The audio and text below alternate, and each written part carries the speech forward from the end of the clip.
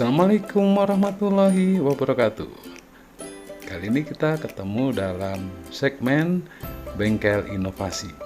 Ya, kali ini kakak akan mengajak kalian bagaimana caranya membuat roket air.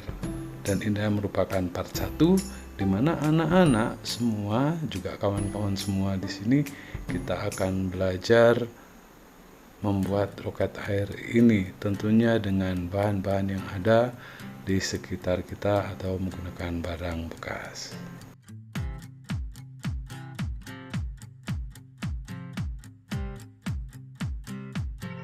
Nah, kita akan mulai membahas bahan dan alat yang akan digunakan.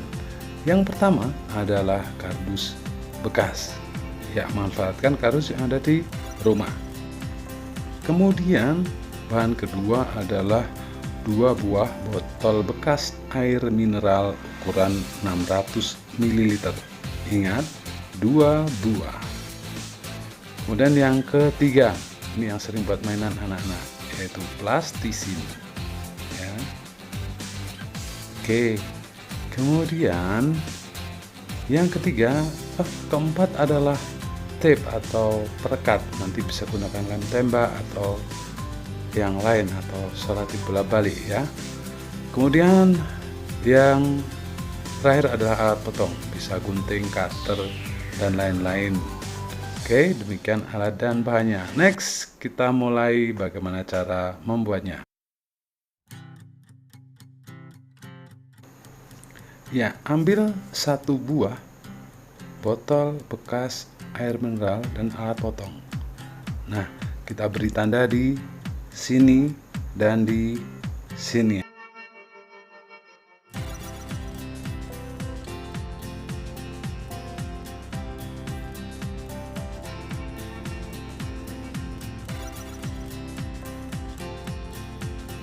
Nah, setelah dipotong pada 2 bagian yang kita tandai, kita memiliki 3 potongan. Ya, oke. Ini adalah bagian ujung atau kepala roket. Di bagian ini tingginya sekitar 1 cm. Kemudian kita ke bagian kedua, ini adalah bagian bawah ya, roket ya. Tingginya sekitar 2 cm lah potongan kita. Dan yang sisa ini adalah nanti digunakan untuk menakar air sebagai bahan pemampat udara.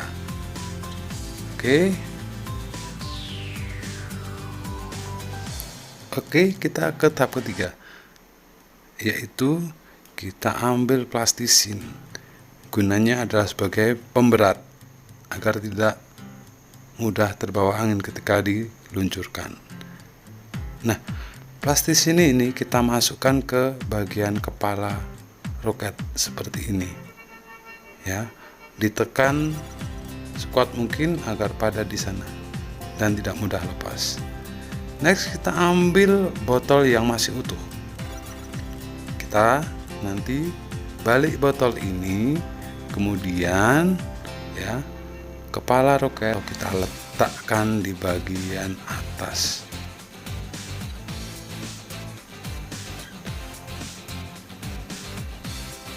Jangan lupa beri perekat di sana ya, bisa solasi bolak-balik atau dikasih lem tembak. Next, kita siapkan bagian bawah potongan tadi, kita letakkan di sini. Nah, jangan lupa juga diberi perekat ya. Nah, di sini kita sudah berhasil membuat bagian kepala roket. Oke.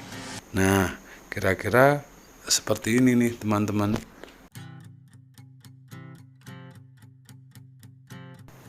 Tahap selanjutnya yaitu membuat sayap. Ya, di sini kakak punya 16 pola. Silahkan adik-adik atau teman-teman pilih yang kalian rasa menarik. Nah, kakak di sini ambil atau buat 4 pola. Ya. Dan perlu diingat di sini. Nah, pola ini nanti di bagian bawah yang ditempelkan di roket kita buat semacam bantalan gini ya. Kalian bisa warnai nih sayap roket sesuai dengan selera kalian ya. Next, kita akan membuat penutup pada kepala roket, yaitu menggunakan kardus bekas. Bentuknya seperti ini ya, sebuah bangun ruang. Coba diingat-ingat apa ya namanya ya. Ya, kerucut. Ya. Kerucut ini nanti diletakkan sebagai topi untuk kepala roket. Jangan lupa beri perekat. Kemudian juga jangan lupa nih dipasang desain sayap yang tadi sudah kalian buat ya. Ini sampelnya, jadi harus presisi ya, 4 sisinya ya. Aku pakai yang biru aja deh, ini yang elegan lah, yang biasa lah, nampak sudah mantap. Oke, kita luncurkan. Boom.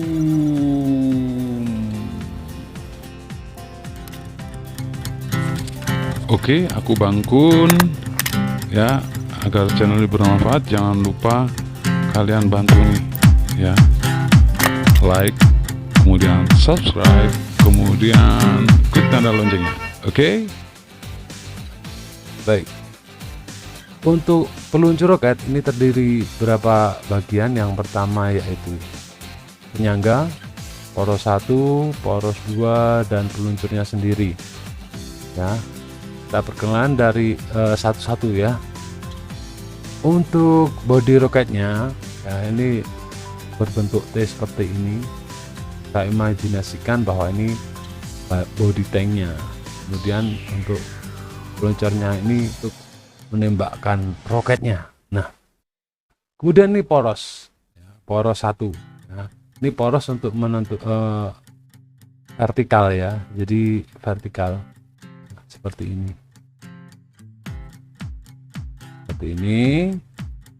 ya. Biar ini saya tutup dulu.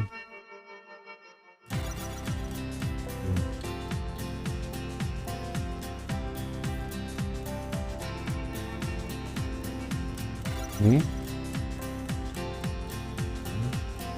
kemudian ini teman-teman, poros kedua ini ke kiri dan ke kanan teman-teman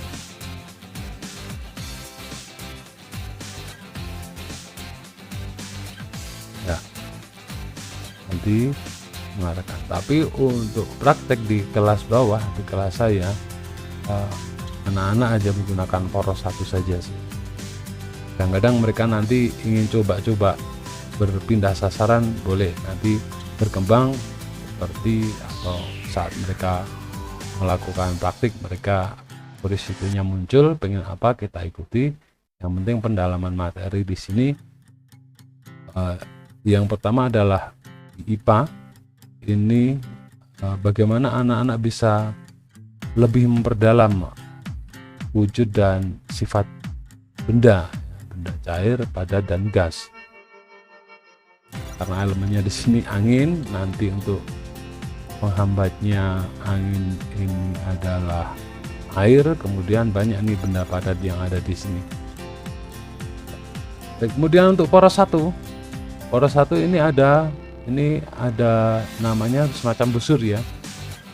Busur ini untuk menentukan kemiringan atau sudut secara horizontal.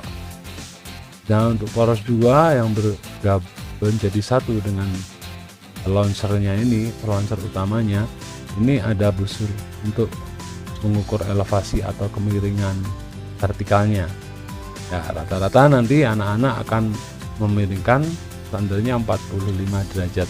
Nah, disinilah matematikanya bisa diperhatikan secara langsung, bagaimana membuat sudut lancip, sudut tumpul ya, atau mungkin sudut siku-siku bagaimana.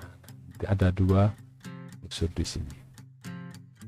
Baik, untuk peluncur utamanya di sini ada tuas. Ini adalah anggaplah ini adalah kendalinya untuk memiringkan naik turun gitu ya. Ini di sini. Kemudian yang kedua ini adalah untuk input anginnya. Ini drop dari drop ban bekas. Ini saya lemkan di sini teman-teman. Di sini. Nah, sini, dilubangi, masukkan, kemudian dilem yang kuat. Kemudian nanti bisa ditambahkan sama isolasi pipa itu untuk biar nggak bocor. Nah, syarat utamanya untuk peluncur utamanya ini nggak boleh bocor, teman-teman, baik dari belakang sampai ke depan. Jadi lubangnya saja sini yang berlubang, yang lain tidak boleh bocor atau ada angin keluar. Yang kedua ini, yang hijau ini adalah porosnya. Kemudian yang ini adalah pengunci. Untuk mengunci ini, untuk menggerakkan lokernya ini.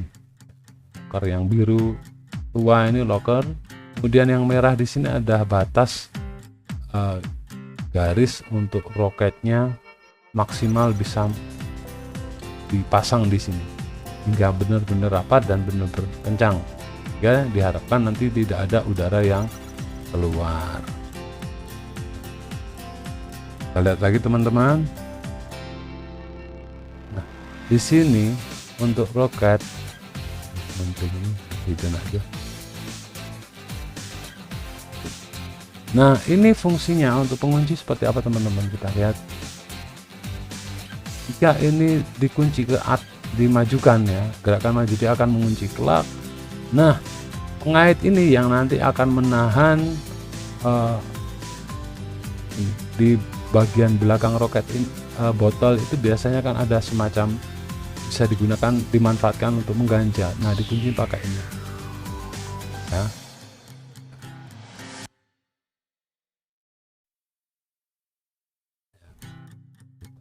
Menerkan biar kelihatan. Kalau standarnya sih seperti ini, biasanya masangnya nanti cuma seperti ini. Nah, jadi ini nanti tidak terlalu jauh, fungsinya nyaklok, nanti di belakang sini dikasih kunci lagi agar dia bergeraknya maksimal, mundur hanya saja. Lalu bagaimana untuk masang roketnya? Kita coba, teman-teman. Baik, yang pertama kita siapkan pompa, ya.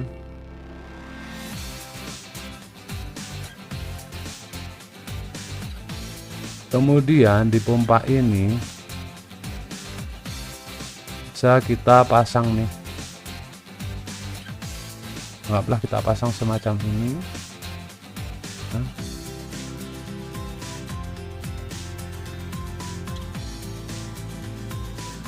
Pasang semacam ini, teman-teman. Oke, setelah dipasang seperti ini, kemudian balurah roket. Roket ini diisi air, ya. Bisa nanti kita animasikan. Kemudian sebelumnya roket kita isi dengan air. Roket kita isi dengan air, ya. Kemudian cara masangnya yang perlu diingat agar air ini tidak tumpah atau volume air yang sudah ada di dalam ini tidak berkurang, maka launchernya kita turunkan sedikit, kita condongkan ke depan. Barulah ini dipasangkan, terus masuk hingga ke batas merah ini.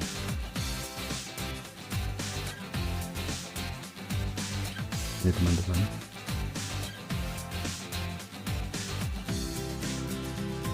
Baru kita nanti, ya, kita luruskan lagi sesuai sudutnya, mau kita luncurkan seperti apa, berapa derajatnya, elevasinya atau kemiringannya kira-kira. Nanti biar anak-anak explore menentukan sendiri bagaimana agar roket ini tepat sasaran. Karena untuk mengenal satuan jarak baku atau tidak baku di matematika, roket ini setelah meluncur akan digunakan anak-anak di situ. Jadi data setiap anak ini akan berbeda-beda, sehingga ada kemungkinan atau kesempatan anak-anak benar-benar integritasnya atau kemandiriannya untuk memecahkan soal atau masalah ataupun angka ataupun jarak yang mereka temukan ini, masing-masing anak bisa berbeda-beda, ya.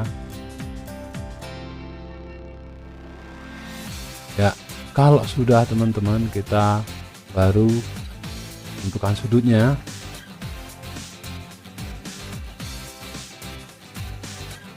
Kemudian kita kunci.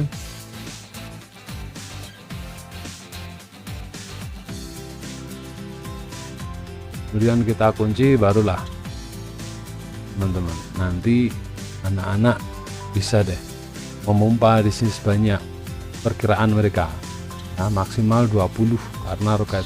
Mungkin kita pakai roket yang 600 ml. Bisa juga pakai yang gunakan 1 liter atau 1,5 liter. Dan semakin besar nanti kita bisa mengenalkan anak, semakin besar roket yang kalian buat, maka volume yang masuk ke roket ini semakin banyak. Setelah pengalaman mereka nanti bisa dieksplor. Dan project STEM ini tidak hanya dilakukan dalam 1 hari, teman-teman. Nah, project STEM ini biasanya anak-anak mengeksplor dulu seperti di video pertama part 1, yaitu bagaimana membuat roket. Nah, di situ anak-anak merancang bangun sirip yang ingin mereka buat, kemudian desain-desainnya termasuk hiasannya, nanti artnya nanti juga muncul di sini. Untuk pembelajaran tematik pun di jenjang SD ini sangat dapat dilaksanakan. Selain menyenangkan, anak-anak juga muncul curiosity-nya. Mereka sudah timbul bertanya-tanya, mereka bikin roket, tahunya mereka hanya roket biasa yang tidak bisa diluncurkan, hanya bikin roket kemudian dihiasi, sudah selesai. Namun dengan proyek ini, dengan roket air ini, anak-anak benar-benar bisa melihat roket yang dapat terbang hanya menggunakan bahan bakar yang sangat murah meriah dan ramah lingkungan. Demikian teman-teman, yuk kita lihat animasinya setelah yang berikut ini. Boom. Oke, aku Bangkun ya. Agar channel ini bermanfaat, jangan lupa kalian bantu nih ya, like, kemudian subscribe, kemudian klik tanda loncengnya. Oke.